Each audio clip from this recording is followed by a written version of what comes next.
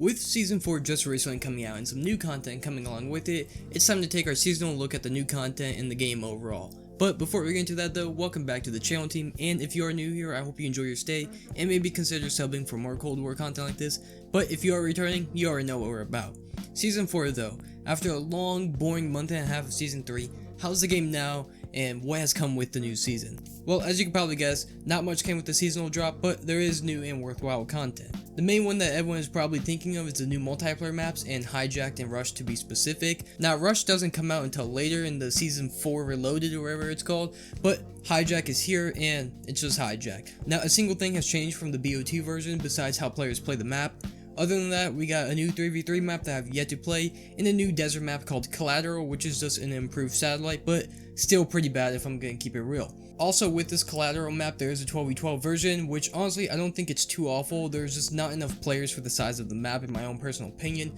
If the big version of this map was 24v24 instead of 12v12, I think it would run much better, because the version we have now, there's just no one moving because the map is way too big, and with the limited players, you would just get caught in the open and die by someone either camping with a LMG or a sniper. It's just really annoying, but I feel like they add more players to this 12v12 map, I feel like it could be really good, but you know they're not gonna do that. But other than that, multiplayer wise, we also got one in the chamber, which it's just one in the chamber, hasn't changed since Black Ops 2, and we also got multi-team satellite or something along those lines. Now, I played one match of this game mode and left early because it was just terrible, just not fun at all to play, so I don't recommend you play that at all. Then, believe it or not, that's all we got for multiplayer. Of course, we did get our new seasonal guns, one of them being an LMG, which is terrible at Tracker, giving these people that camp with LMGs another LMG to camp with, but we also got the CR58, which you can see in the gameplay. It's nothing special. I feel like the recoil might be a little too much on it, but other than that, there's really no reason to use it because there are so many better ARs in the game. It's just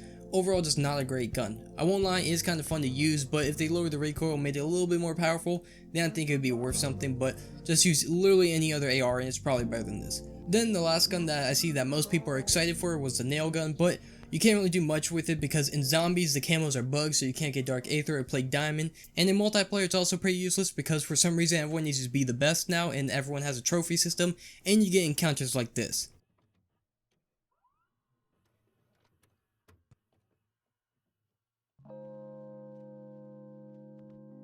Just incredibly stupid stuff, but I will give it credit because it is a fun gun to use. It's just the stupid things like the trophy that make it pretty much worthless. One good thing though that did come with this new update was the Annihilator or the hand cannon, which is great because one, it can do things like one-shot a harp,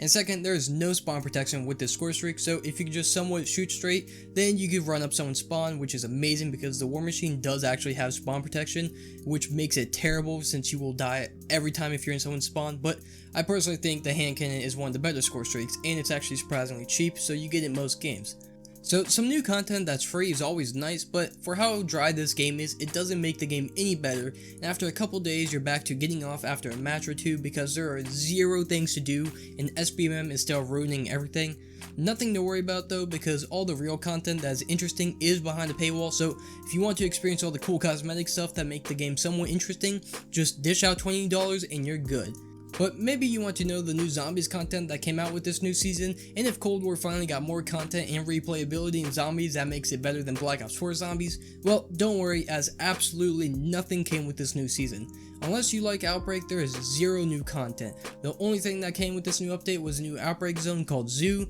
and a new Easter egg which thankfully only takes like 15 minutes to do, but it's still just Outbreak. After that 2-hour Easter egg where you spend an hour and 50 minutes setting up and 10 minutes for a boss fight, I gotta say I never want to play Outbreak again, and the fact that they're still milking Outbreak is insane. Now, don't get me wrong, some people do like Outbreak, and if this content excites them, that's good for them, but that single Easter egg ruined it for me, which Outbreak is a fun concept, just a big sandbox of zombies that you go crazy with, but it's just very poorly executed, which ruins it for me, and probably a couple other people as well. Now, if you are a more traditional zombies player though, there is a new round-based map coming out after 5 months of nothing later this season, but not to call it early, I'm just saying I'm fairly confident it won't be anything special like the past 2 maps that we've got.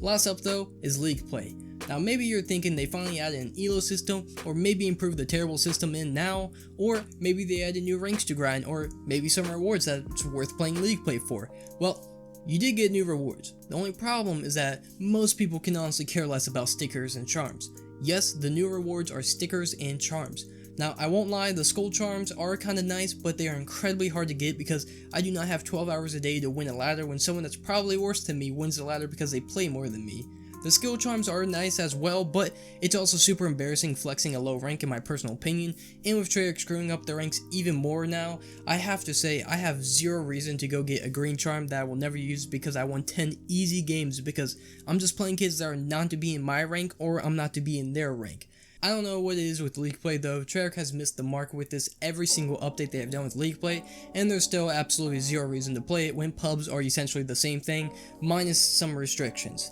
But other than that, that's it, besides the new prestigious and new mediocre battle pass that comes along with every new season. Overall, Season 4 is a season of who cares, nothing is worth coming back in my opinion, and all the new content gets stale in less than a week. Now, I don't see how it's this hard to make a content-driven game because they've done it before, but who knows. Maybe later they will make this game worth coming back to, but don't get your hopes up because we are so far into Cold War's life that there's no reason to make it good because in 4 months there's going to be a new COD out. So if you are thinking about returning, I personally wouldn't because you're not going to get much out of your time, but I will say for maybe a couple of hours the new content is decent and feels nice to play, but trust me, after a few days of playing you're going to be off the game because of how stale the content is. But before you leave though, make sure not to leave without leaving a like and subscribing for more content, but till next time, see ya.